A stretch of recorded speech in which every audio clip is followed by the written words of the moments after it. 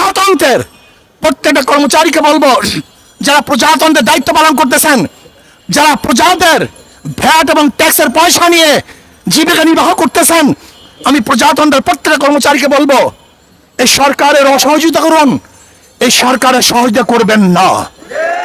আমি প্রত্যেকটা জনগণকে বলবো, যে যেখানে আছেন, যেই অবস্থায় আছেন, যেই পাড়ায় আছেন, যেই মহল্লায় আছেন, যেই জায়গায় আছেন, সেই বাজারে আছেন, সেখান থেকে আন্দোলন করে তুলুন, প্রতিবাদ করতে থাকুন।